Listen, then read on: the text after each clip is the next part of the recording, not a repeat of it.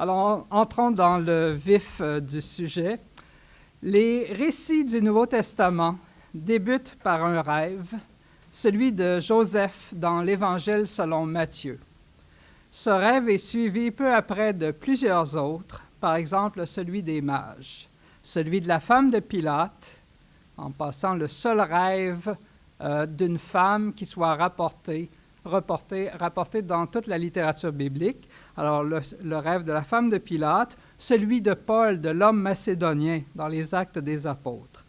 À ces rêves s'ajoutent de nombreuses visions, par exemple la vision de l'Esprit sous forme de colombe lors du baptême de Jésus, celle de Paul dans la deuxième lettre aux Corinthiens, sans oublier la pléthore de visions dont est constitué l'Apocalypse.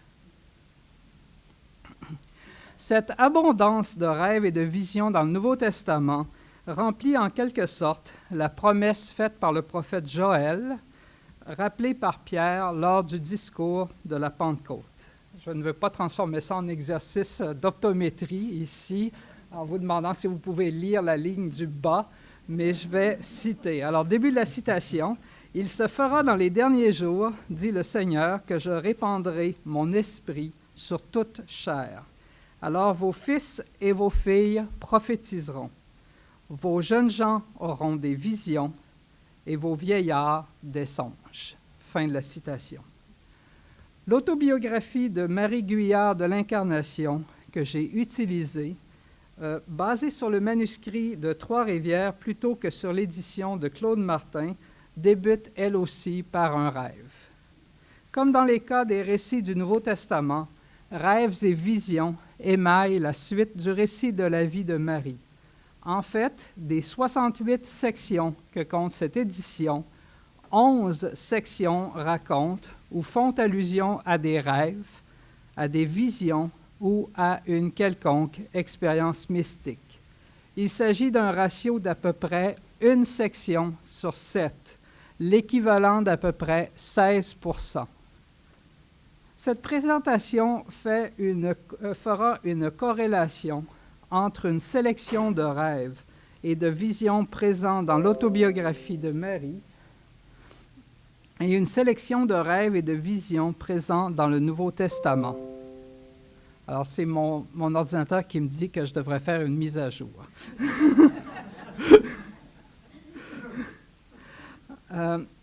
Dans le dernier cas, je me permettrai d'ajouter le pasteur d'Hermas à cette collection d'écrits du christianisme primitif.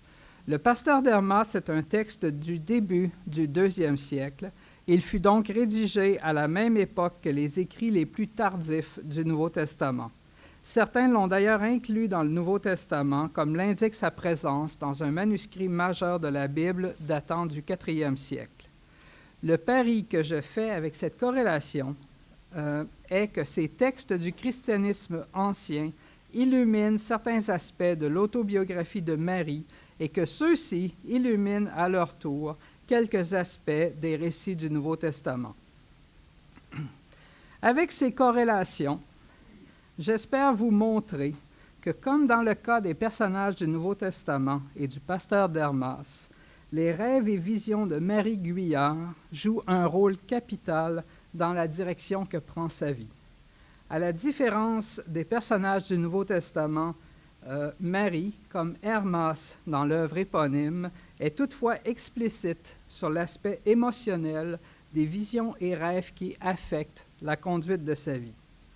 Avant de plonger dans le vif du sujet, permettez-moi de faire quelques remarques sur les limites de la présentation et du présentateur et d'expliquer quelques choix que j'ai faits.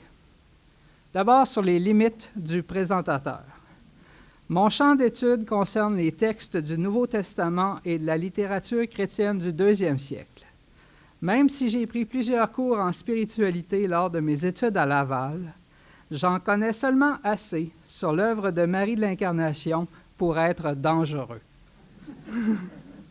Deuxièmement, depuis 2014, je m'intéresse aux récits de rêves et de visions dans la littérature biblique et péribiblique. Cet intérêt a commencé au cours d'une discussion du groupe d'herméneutique de la Catholic Biblical Association of America dont mon collègue Richard Bauch de St. Edward's University. Voici Richard. Alors, avec Richard, nous avons assumé la direction de ce groupe pour un peu plus d'une dizaine d'années. De fil en aiguille, notre groupe commença à parler de rêves et des visions présentes dans la littérature biblique et péribiblique, et aussi de la difficulté qu'ont les interprètes à naviguer dans ce type de récit.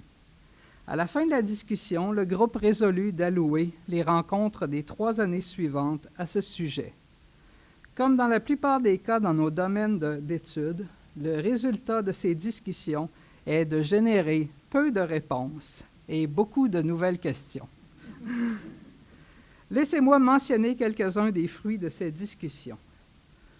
Premièrement, si dans l'entendement populaire, le rêve est conçu comme étant particulier à l'état de sommeil et la vision à l'état d'éveil, les récits bibliques ainsi que la littérature gréco-romaine se jouent souvent de cette distinction. Je cite un exemple provenant des Actes des Apôtres. « Or, pendant la nuit, Paul eut une vision. » Compte tenu que le sommeil est une activité commune durant la nuit, on peut penser qu'il s'agit ici d'un rêve. La terminologie de l'autobiographie de Marie peut pareillement être équivoque lorsqu'on y lit, début de la citation, « À mon retour, je ne fus pas plutôt sur ma couche, je n'avais pas de chandelle, qu'il se présente à mon imagination un spectre horrible. » Fin de la citation. S'agit-il ici d'un rêve ou d'une vision? Difficile à dire et je suggère qu'il n'est pas nécessaire de trancher. De plus, et c'est ma seule référence aux études psychologiques sur le sujet, une meilleure connaissance des cycles du sommeil humain a permis de comprendre qu'il y a plusieurs zones intermédiaires entre l'état d'éveil et de sommeil profond. Les rêves se produisant durant la phase de sommeil paradoxal qui dure une vingtaine de minutes. Les études sur le sommeil indiquent indirectement que de strictes distinctions entre vision et rêve ne sont pas vraiment utiles. Dans un autre ordre d'idées, les rêves et les visions empruntent des formes très diverses dans la littérature biblique et péribiblique. Les nomenclatures existantes, je pense ici à celle établie par Leo Oppenheim dans son ouvrage magistral The Interpretation of Dreams in the Ancient Near East, s'appliquent difficilement à tous les récits de rêves et visions que recèle la littérature biblique et péribiblique. Les fonctions de ces récits sont également très diverses et il est illusoire de vouloir en établir un catalogue exhaustif. On remarque néanmoins que dans les récits, les rêves et visions jouent un rôle extraordinaire, pour emprunter les mots de mon collègue Richard Bauch. C'est-à-dire que même si l'ordinaire demeure, ils ajoutent un extra qui permet à une situation ou à un individu d'aller plus loin. Généralement associés au monde du divin dans la littérature biblique et péribiblique, les rêves et les visions correspondent aussi à la façon dont Dieu agit dans cette littérature, bousculant souvent certaines catégories sociales. Troisièmement, je mentionne ce que je laisse de côté dans cette étude. Je ne m'intéresse pas ou peu au contexte historique et à son impact sur le genre littéraire utilisé par Marie Guyard. D'autres spécialistes ont amplement traité de ces questions et je crois qu'ils l'ont tellement bien fait que je n'ai pas besoin de refaire leur travail. Je ne m'intéresse pas non plus à la question de l'historicité des rêves et visions du personnage de Marie Guyard, tel qu'il est construit dans la relation de 1654. J'adopte la position d'un lecteur docile lorsque je parcours les pages de cette autobiographie et accepte par conséquent tout ce qu'elle me dit comme étant exact, même si cela ressemble peu à ma propre expérience de la réalité quotidienne. Je sais néanmoins par expérience, une expérience que vous avez sans doute vous aussi, que dès qu'on commence à raconter un de ses rêves, on le modifie, intentionnellement ou non, pour en faire une histoire à peu près cohérente bien que les rêves se plient difficilement à nos concepts de cohérence et de linéarité. Enfin, je ne me préoccupe pas des aspects psychologiques et physiologiques des rêves et visions de Marie Guyard. Pour conclure, ma perspective est de laisser le texte être un texte qui peut être comparé à d'autres textes, peu importe que ces autres textes aient été rédigés en d'autres temps, en d'autres lieux et en d'autres langues. Première corrélation, le premier rêve de Joseph dans l'Évangile selon Matthieu, avec le rêve de 7 ans et le rêve du grand et vaste pays.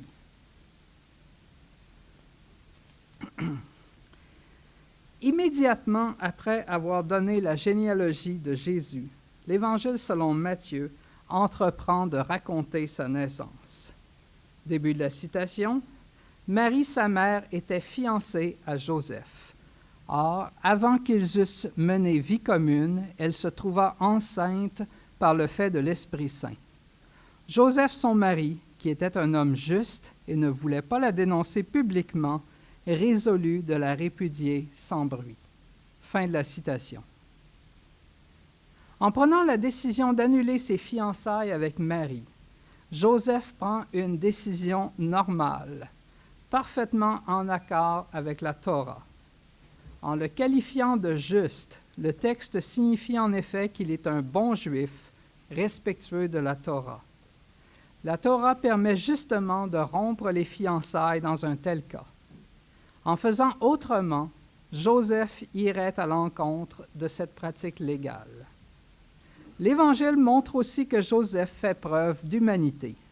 Il ne veut pas humilier Marie et décide de consommer la rupture sans bruit.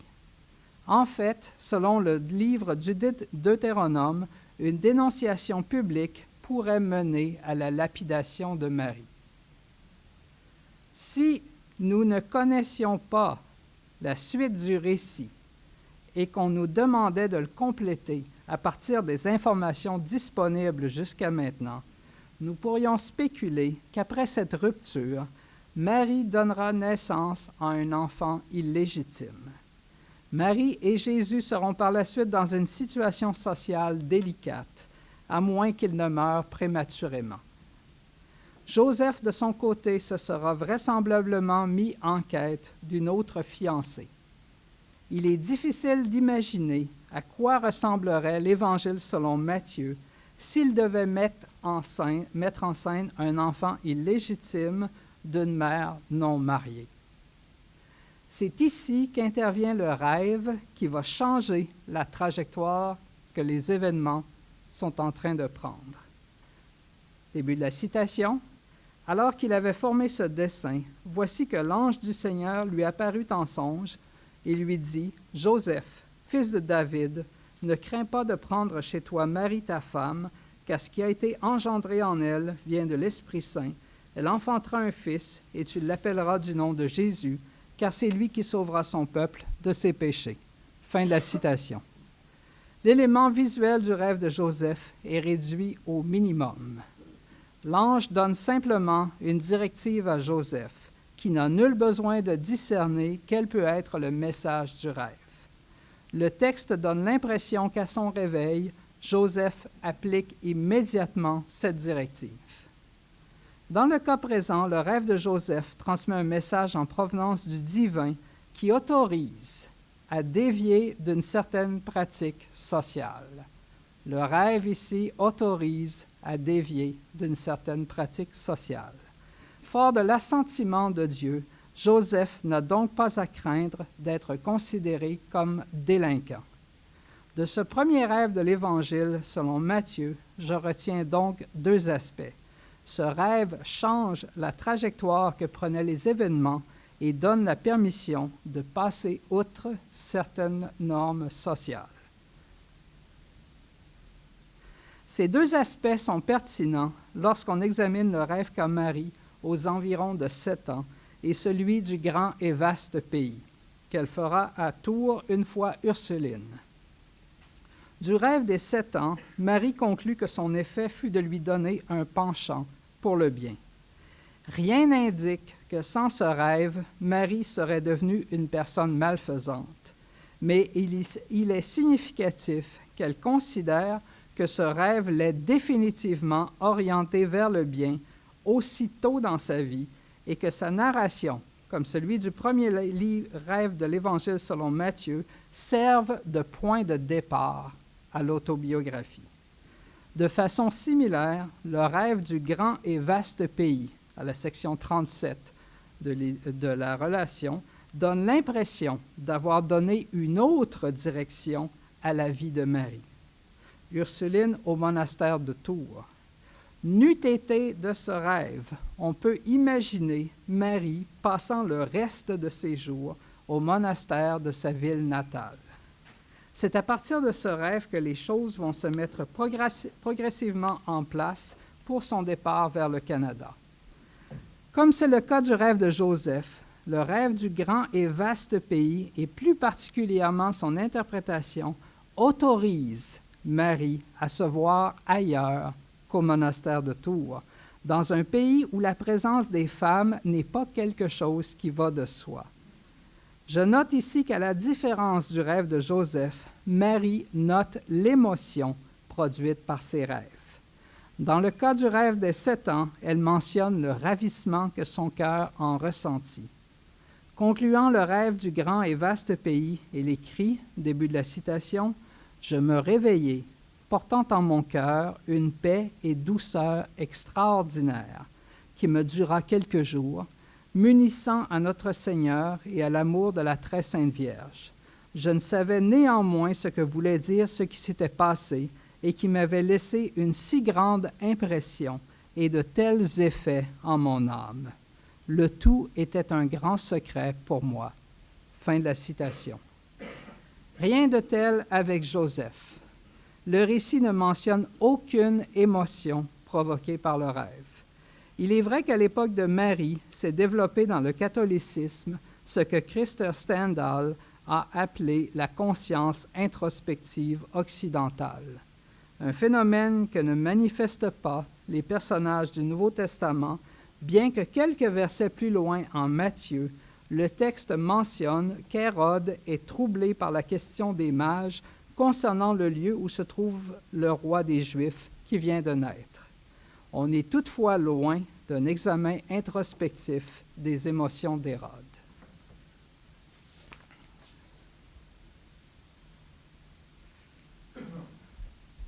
Pour la deuxième corrélation, je mettrai en conversation 2 passages des Actes des Apôtres et la vision de Marie du grand et vaste pays.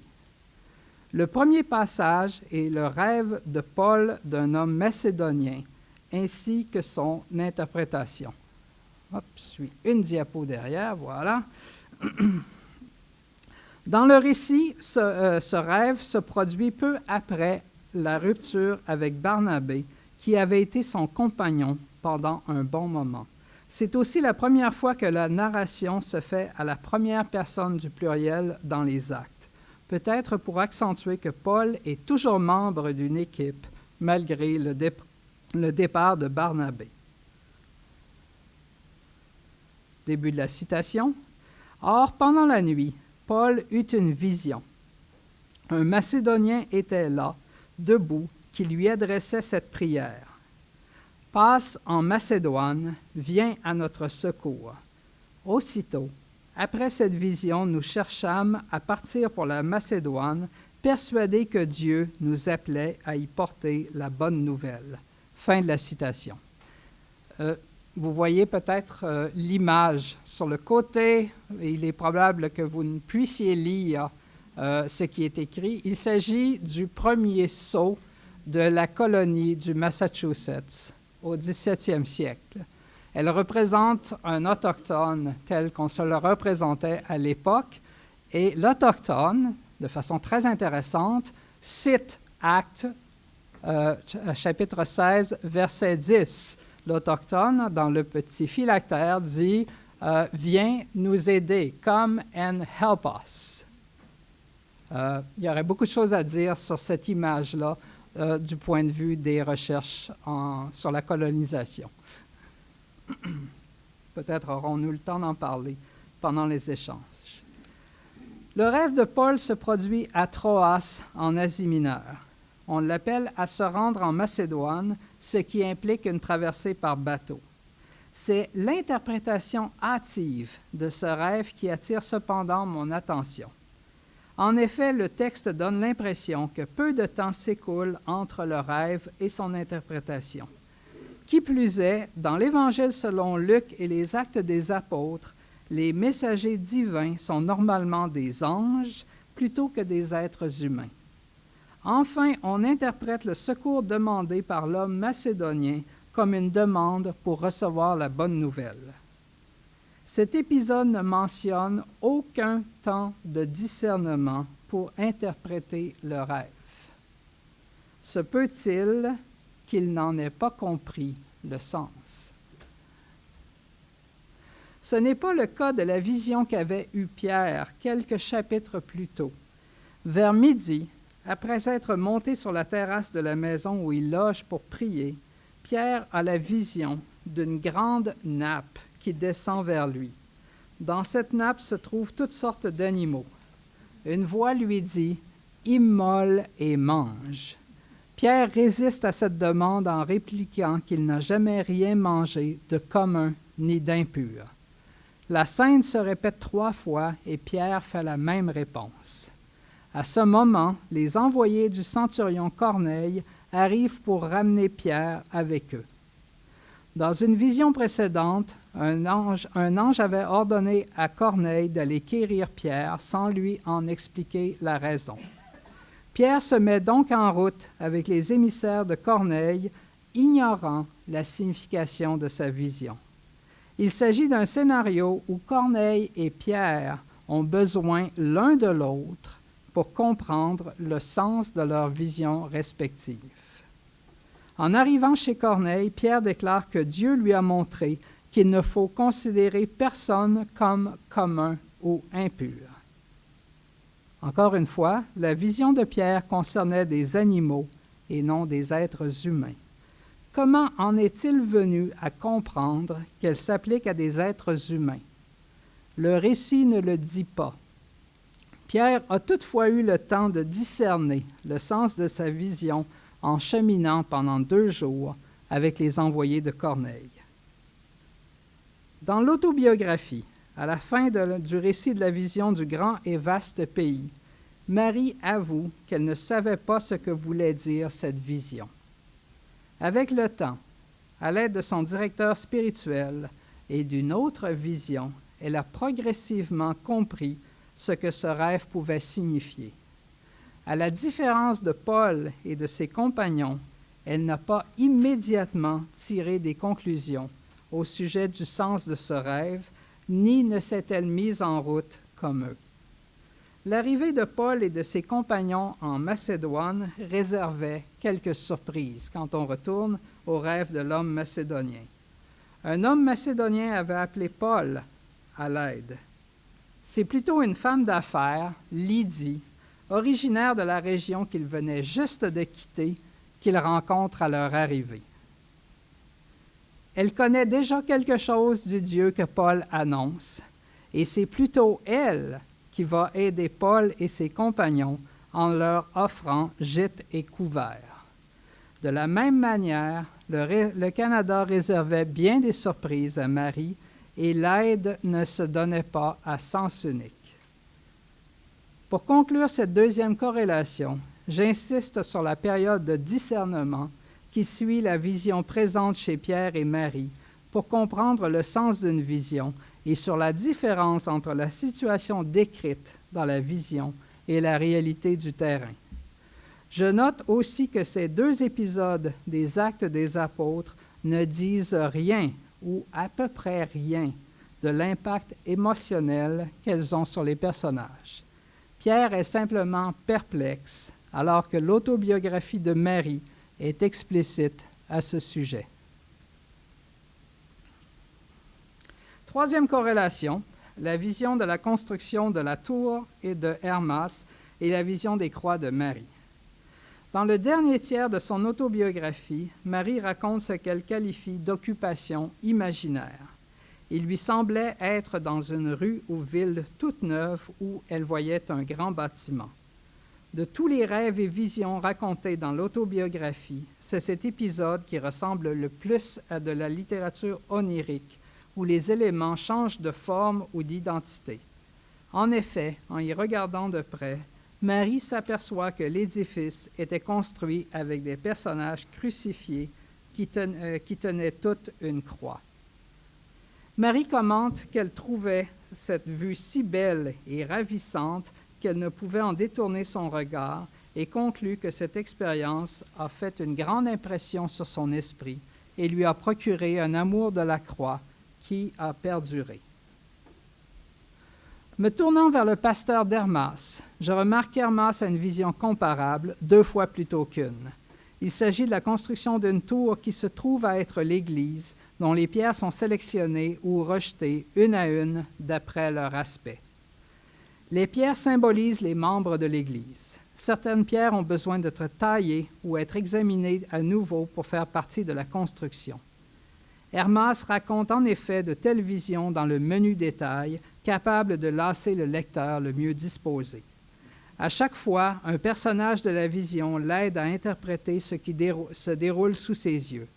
Dans la première narration de la construction de la tour, c'est une vieille dame, identifiée comme l'Église, qui explique à Hermas qu'il assiste à la construction d'une tour qui est elle aussi l'Église. Et j'ai oublié de vous mentionner qu'il s'agissait de littérature onirique. Les instructions de la vieille dame ont une intention didactique. Hermas doit retenir quelles sont les conditions pour être sélectionné ou rejeté lors de la construction de la tour et les communiquer aux membres de sa communauté. Même si Hermas se révèle généralement être une boule d'émotions à travers toute l'œuvre, il n'est ici qu'un truchement de la vieille dame pour instruire la communauté, un herméneute comme l'annonce son nom. Cette vision ne donne pas l'impression d'affecter son attitude envers l'Église. Le point commun entre ces deux visions est facile à identifier. Dans les deux cas, on y décrit un édifice fait d'êtres humains. L'expérience de Marie se distingue de celle d'Hermas par son aspect affectif qui perdure dans le temps. Il faut maintenant conclure au plus vite, car le temps qui m'est alloué arrive à échéance. Dans ces 3 corrélations, on remarque que les rêves et visions de Marie suscitent une réaction émotive dont les effets perdurent. Dans certains cas, ces expériences peuvent même changer le cours que sa vie aurait autrement pris et la font se considérer autorisée à entreprendre des projets normalement irréalistes pour une femme de sa condition. Marie prend aussi le temps de discerner ce que signifient ces expériences. Dans ce sens, il n'y a pas de dichotomie entre raison et émotion chez Marie. Les émotions ressenties lors de telles expériences la soutiennent dans la planification ordonnée de sa vie. Merci.